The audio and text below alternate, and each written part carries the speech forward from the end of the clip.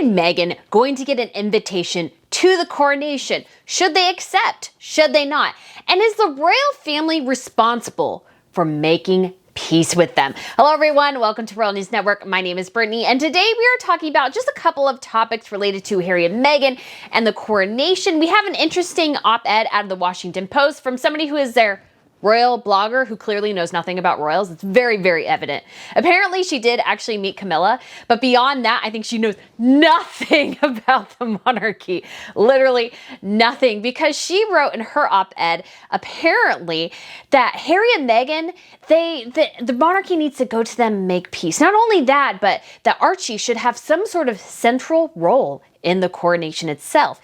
Even though the kid doesn't have a title, has hardly spent any time in the UK, has hardly met his grandfather, he needs a key role. In addition to that, will Harry and Meghan get an invitation to the coronation? I've always been on the side of that they will, much like the Jubilee, but will they go? And not only that, should they go? Are they hypocrites if they decide to go to the coronation? So guys, we will be discussing all of this today and going over some of these details, and I will share with you some of my thoughts. But if you guys haven't been here to Royal News Network before, like I said, my name is Brittany, and on this channel I provide compelling royal commentary about the latest news and a little bit of gossip too. I am a historian in addition to an avid royal watcher turned commentator. So I have been watching royals very closely for about 10 years now, and I know a lot more than Autumn, who writes for the Washington Post. I know a lot more than she does. I'm just saying that. And so I like to share a bit of my knowledge. In addition, we'll be reviewing television shows and movies and sharing a bit about history as well. So if you are interested in supporting the channel, and I have so much content coming up, I have a trip to the UK that I'm planning on going to in March, and so I'll be there for the Commonwealth Day, in addition to doing some other behind the scenes things and some traveling hopefully around, maybe even to the Vine Tree Inn where Harry had his V-card romp.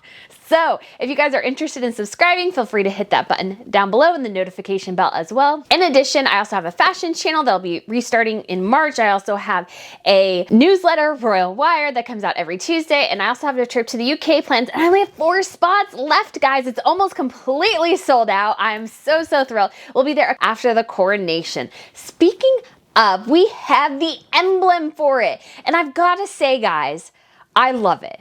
I love the imagery. I love the flowers and the leaves and the vines and the blue and the red. It is stunningly beautiful. I cannot wait to get merchandise related to it. They're going to make merch in it, and I'm there, guys. I have a lot of actually Platinum Jubilee merch because I was there last year for the Queen's Platinum Jubilee, and so I'm just so excited to get some of this from Charles. Oh my gosh. I think he chose it very, very well here. So I would say kudos to Charles there. I think that's a wonderful design. It really represents him as well. He's very interested in the environment. I mean, he was green before green was a thing. You got to give mad props to Charles. He was way ahead of the curve compared to everybody else. So big shout out to him. And the question remains, though, one of the biggest questions for his coronation, it's not how will everything come together. I'm sure it'll be a fantastic show. I will be there. Will the concert go off without a hitch? Will all the horses, will all the horses behave? Because there are a lot of horses involved. I guarantee you one will probably have a little bit of a conniption because, well, hey, there's a lot of people going around and horses get spooked. No problem at all. But the big question on everybody's mind is, will Harry and Meghan go to the coronation? And will they get an invite? So number one, will they get an invite? Yes. Yes, absolutely 100% they'll get an invite. I have no doubt. Why? Because it makes the royal family look good. It makes them look exceedingly good. It makes them look like, as always, as that they're the side that's outreaching to Harry and Meghan. They're not going on interviews on Oprah or with Anderson Cooper, with Tom Bradby, complaining about how difficult Harry and Meghan are making things for them and everything. No, they're keeping their dignified silence, and they're like, he is a member of the family. This was his birthright. He was going to stand there, I'm sure, with Charles and William on the balcony, have a very prominent role, not only in the Queen's Platinum Jubilee, but in the coronation as well. But Harry's decided to go to Hollywood instead. And you know what, Harry? You do pay the price for that, bud.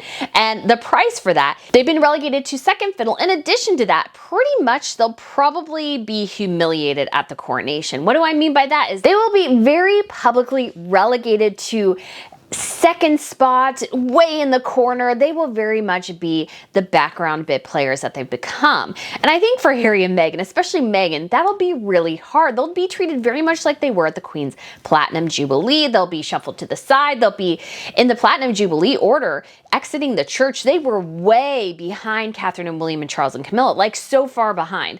They were, in fact, Beatrice and Eugenie came out before them, which would have never happened ever before. But because Harry and Meghan had decided to leave, they could not be in their place in the line of succession, which would have been right behind Catherine and William.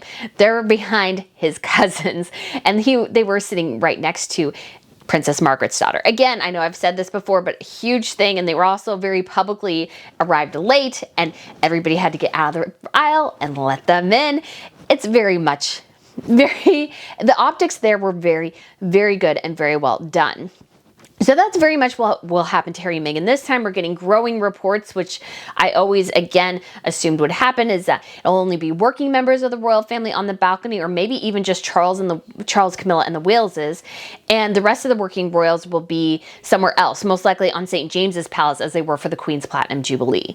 And I think this makes complete sense. I think Angela Levin mentioned this in my interview. In addition, we also had Katie Nicholl float that around as well. And to me, again, that makes sense. And then they can have a big balcony gathering for the Trooping the Color later in June. But the big question is, should they go? Should they go? Are they hypocrites if they go? Now think of this. Since 2021, all Harry and Meghan have done is complain about the royals. And they did that a bit before and stuff, I think, through leaks. But it was really the Oprah Winfrey interview where they laid it all out. They've done it again in numerous interviews. Meghan Stratton's basically saying, well, I can talk if I want. I wasn't forced to sign an NDA. And then we also have, obviously, as well, the Variety interview, the reality TV show, Harry's book. So Harry and Meghan have done nothing but complain about the royals. They've said how it's such a terrible institution. And yet at the same time, all of a sudden, during Harry's interviews with Tom Bradby and others, he was trying to walk that back a bit and say, well, I do want to reconcile with them. I do want a relationship with them. It's like, well, you've made that really hard, bud. You've made that extremely hard for them to justify having a really strong relationship with you, because you've made their relationship so public, you've maligned them so much. Why would you go? Why would you go? Well, the simple answer is Harry and Meghan, I think, are stuck in a really hard place where they've made it so that they look hypocritical if they go. Yet at the same time, they have to go. They have nothing else. They have yet to fully extricate their brand from the monarchy. They trade off their titles still. Everything still has to be the Duke and Duchess of Sussex. Heaven forbid you just go by Meghan Markle and Prince Harry, or better yet, Harry Windsor or something like that. No, no, no, no, no. We have to call them by their titles constantly. And so they've been unable to separate themselves. And I mean, Harry, in his well-child letter recently, he still called himself a patron. And he's talked about himself as representing the royal family. And it's like, you know, you gave that up, right? You know, when you leave a job, you can't leave a job and say, well, I still represent that company. No, no, no, they'll come after you if you do that. So this idea in his mind that he can still represent the British monarchy is just lunacy. It really is. So again, I feel like Harry and Meghan, if they come there, if they come to the coronation, they do look like hypocrites, but they have to go. They have to keep up that royal connection because they aren't anything without it. Again, they have not been able to create an independent brand separate from the monarchy itself. Instead, what they've done is create a brand that's consistently inwardly focusing, backwardly focusing on the monarchy. Now again, supposedly they're moving away from documentaries and towards romantic comedies, but will that be successful? You gotta think again, Meghan was not a successful actress in Hollywood. So this idea that she can come in and start creating romantic comedies, I mean, it's very formulaic. The acting usually is banal. It's not great. It's not bad. It's just okay. It's very just blah. Sorry, if you are a fan of Hallmark movies, I'm so sorry, I'm not. Those are not one of my jams. But they do exceedingly well. People love them, both men and women. So it's just something that Harry and Meghan, I guess, can do, but can they really do it is the question. And if Harry and Meghan, if their first thing is a royal connected romantic comedy, I think that'll look really bad for them.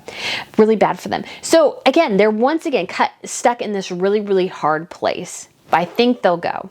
They have to go. They have to go and reestablish that royal credentials, retell everybody that yes, they are royals and they should be treated seriously because they are royals, not because they're independently good at creating original content.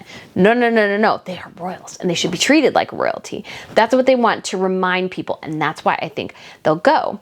But what's interesting though is this post-Elizabeth newsletter from the Washington Post. That's what this is created around. And this woman, the author, whose name is Autumn, she apparently is, I guess, somewhat the real expert. It was hard to tell.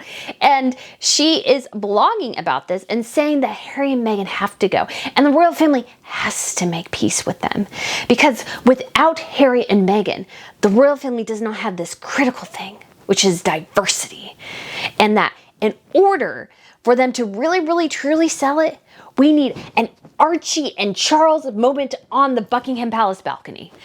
And I'm like, are you out of your mind? So let me read you a couple clips. So she says that in talking about Buckingham Palace, that the May 6th coronation will reflect the monarchy's role today and look towards the future while being rooted in the long-standing traditions and pageantry.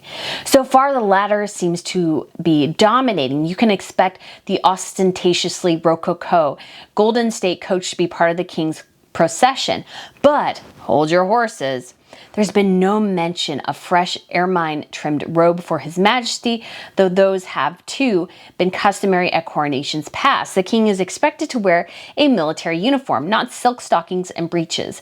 Also reportedly, new in the works, new thrones. Somebody did mention, and I'm sure this makes sense, is that there will be, obviously he will have to sit in the throne of Edward the Confessor, but at other points in the ceremony, there will be custom-made thrones for Camilla and Charles, as there are for every coronation. So again, that makes sense. But this idea that you can't have the ostentatiously rococo coach, because, you know, it's a flaunting of wealth.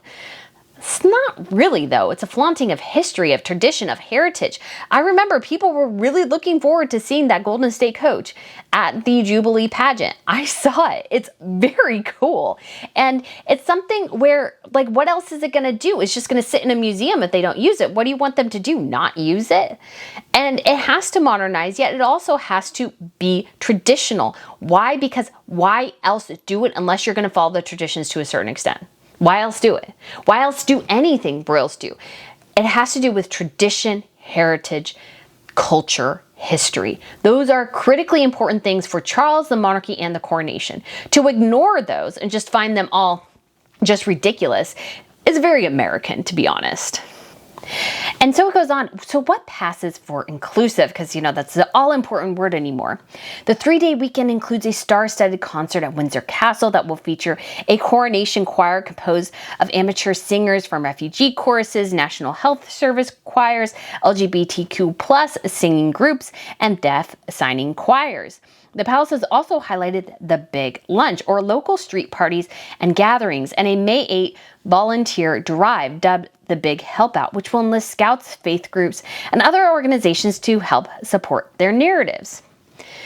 So again, this idea of inclusiveness, well, to a certain extent, the monarchy is inclusive and it's not inclusive because it can't be inclusive. It's a monarchy. There has to be a king. There has to be a queen. There has to be princesses. Ergo, it is actually a very regimented and clustered group of people. Because it has to be. Not everybody can be a king or a queen. We can't all go in and borrow the tiaras from Buckingham Palace because we feel like a princess that day. That's not how this works. That's not how this works. It is exclusive to a certain extent. This idea that it can't be, that it has to be inclusive, is ridiculous. By its very definition, a monarchy is exclusive. It's only for certain people. It's only for a very small select group of people. This is not something you can usually worm your way into. You are either a royal or you are not. You maybe marry somebody who's connected to a royal family. That's more likely to happen now. But other than that, that's not easy to do either. And you still have to get connected to the right person. You have to talk to the right person. You have to get these certain things together in order to make that effective. But not everybody can do that. So this idea of inclusion, and as we'll get to it, diversity, that's the key. It's not the actual monarchy. It's how inclusive you can be. Tell that to King Henry VIII, by the way. I'm sure he would really appreciate that. So it says, such community building events have become standard alongside big royal festivals amid Britain's cost of living crisis and what some are calling a new winter discontent. Activities that feel accessible and contemporary could appeal. They could also counterbalance the millions the government is shelling out for the ceremonial extravagance. As innovations go, though, the coronation agenda is still a bit modest. We're not holding our breath, but we're watching for more signs of change as May 6th gets closer. Okay, how much more accessible do you want it to get? What do you want them to do? They can't ignore everything. People have been coronated. Kings and queens have been coronated in the UK since 1066. Modernizing it makes it irrelevant. Modernizing it is dangerous to a certain extent. Yes, you have to modernize it, you have to change, but you can't change it so much to appeal to the woke mob. And then all of a sudden, all the rituals, all the meaning of the royal family becomes irrelevant. You have to maintain this air of dignity, maintain this air of heritage and tradition. All these things I keep talking about and railing about that clearly this Washington Post reporter, who's supposedly a royal blogger, knows absolutely nothing about. Again, it's a very American perspective to think that they have to change everything in order for people to love it. You got to think too, if you're a UK citizen, you should, to a certain extent, enjoy the monarchy. I mean, it's there for your use as well, to a certain extent. And if you are a British citizen, if you've lived there for a long time, you appreciate the history and tradition of your country. And so this American basically saying, well, they should just change everything. It's not going to be accessible enough. It's like, well, then what are you going to replace it with? A inauguration like a president of the United States? Is that modern enough for you? What is the line when it comes to modernizing it?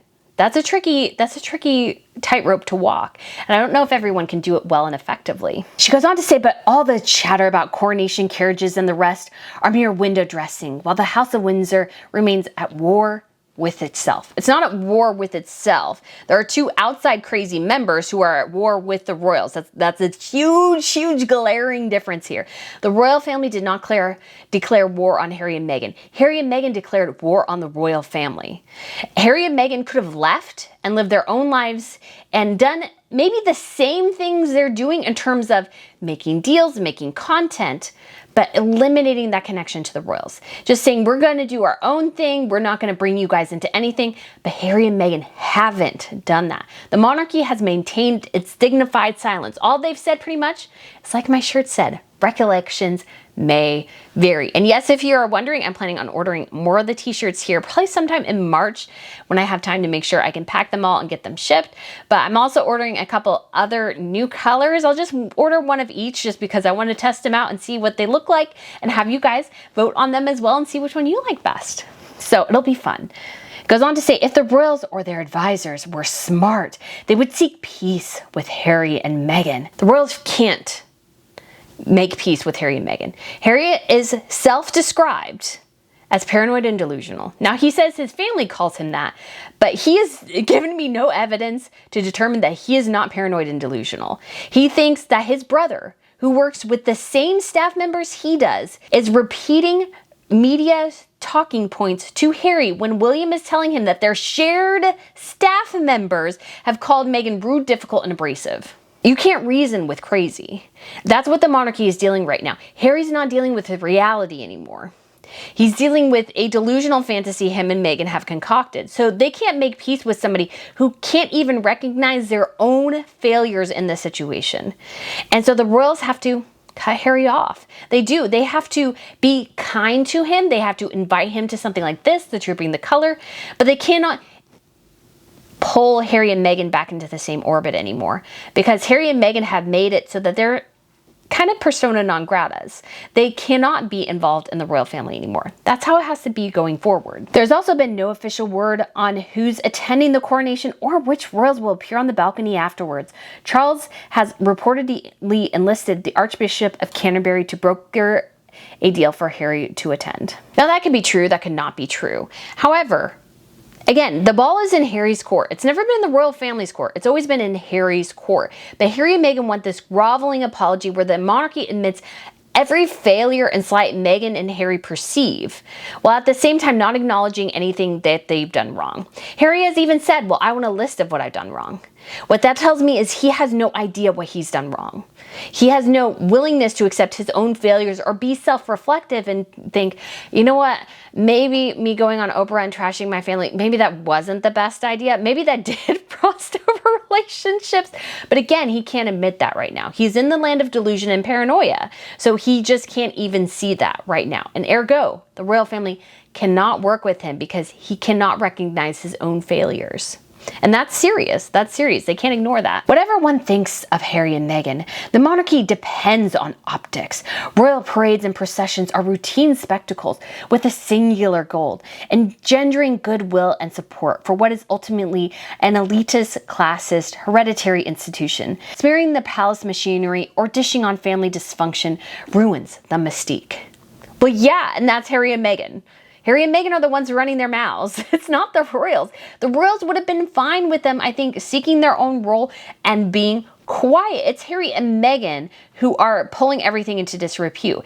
Really, what the monarchy should do is eliminate the drag, meaning basically take their titles, take their place in the line of succession, and really sever the ties with Harry and Meghan. That's actually the real solution to this situation. But her solution, guys, is our Lion King moment. There's also a tension between the idea that this will be a quote-unquote diverse coronation and the question of whether Charles embraces the mixed race part of his family. The sight of Charles in a crown holding up Harry and Meghan's son Archie on Coronation Day would go a long way to reverse recent damage. It could also signal royal pride in their family's diversity, or at least acknowledge the value in reflecting more of the people over whom the king reigns. Yeah, no, that's not how this works. That's not how this works. Archie is lily white. I'm sorry to say that, but from what we've seen, how diverse is that kid? Really, he looks very white to me. I don't even think his complexion would be that different from his cousins. Talking about George, Charlotte, and Louis, I think you could get them together and they would look like they all came from the same ethnicity. Their kids have red hair from what we've seen. So how in the world is Charles holding up Archie, who is as white as his other grandchildren, really reflecting diversity? Now, again, we have not gotten good shots of any of the Sussex's kids, really. At the end of the day, we haven't gotten great shots of them. So perhaps they're darker complected than we've seen. But from what I've seen, I don't see any difference between Archie's skin tone and that of the Waleses. So how in the world is Archie and Lily representing diversity there? And the author is also conflating what's going on behind the scenes of the world. Charles reigns over the United Kingdom, so that's England, Wales, Scotland, and Northern Ireland. He's also head of the state of the biggest countries is Canada, New Zealand, and Australia.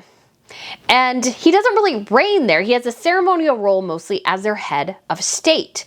And there's other countries that he's head of state of that are much smaller. We also have where there's a Commonwealth connection with places like India and all over Africa and different places that are connected via the Commonwealth. But he really only reigns over people of the United Kingdom. He reigns over the British people. Now, obviously, the British people are made up of people of all different races. But again, it's all about your personal connection with these people, not just that you have a token to hold up. That's what she's saying. Well, you have this token, you need to hold it up. I was like, no.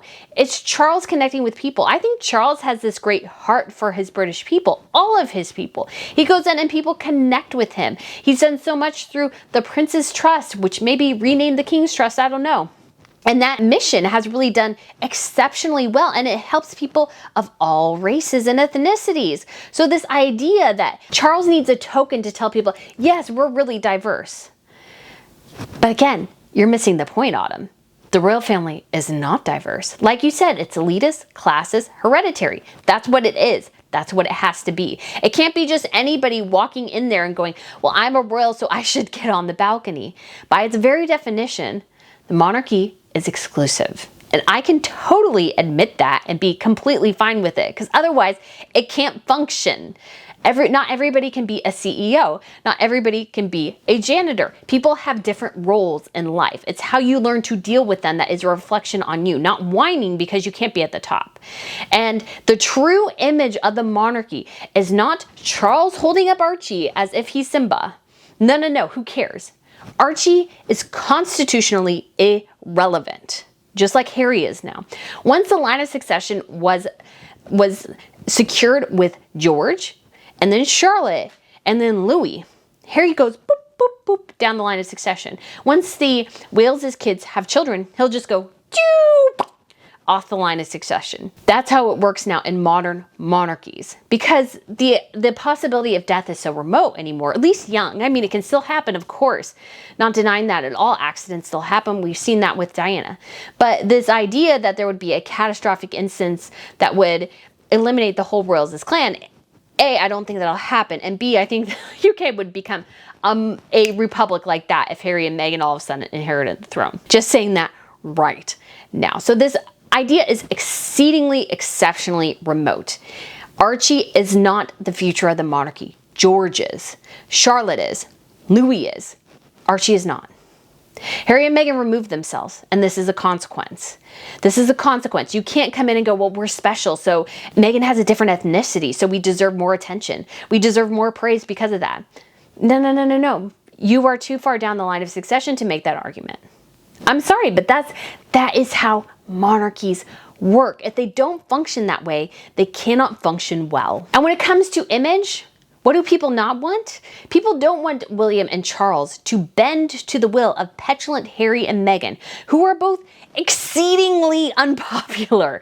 So what do to secure the future of the monarchy? You bring up the irrelevant son of your irrelevant second son now, who constitutionally irrelevant, that's what I'm saying, and make them the focal point and shove the actual heirs off to the side? Is that really what you're arguing right now? And again, it could be entirely possible that Harry and Meghan end up on the balcony, but I really don't think it's going to be. The monarchy needs to show the image of the future. The image of the future right now is Charles, William, and George. That's the heir. That's the line. That's why they did those special pictures and events where it was just the Queen and her 3 direct heirs.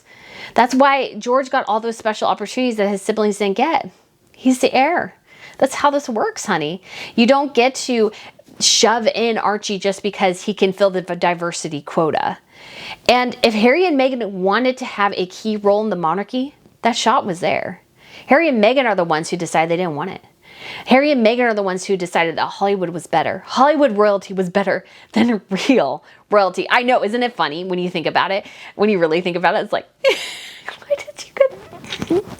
It's rather hysterical that Harry and Meghan thought that fake royals, celebrities are better than actual real royals. Harry could have had his place in history. Meghan could have had her place in history.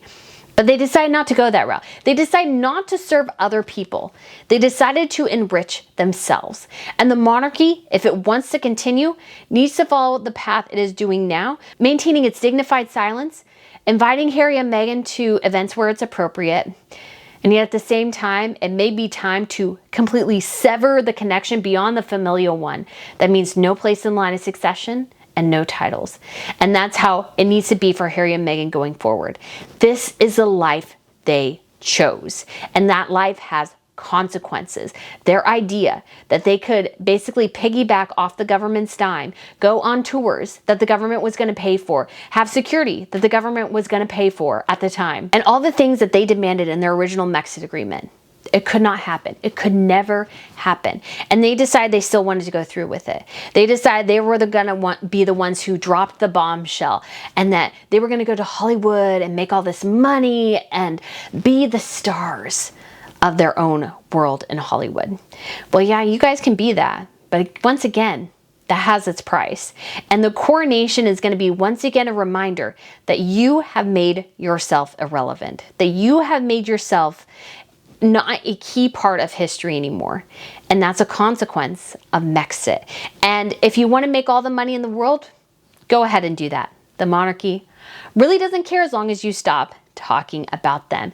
Make your pound of flesh, because once money becomes your master It's all downhill from there. So guys, let me know what you think of this video. I really appreciate your thoughts. Thank you so much for watching, and all those who have subscribed, thank you so much. I look forward to seeing you guys again unbelievably soon. Bye.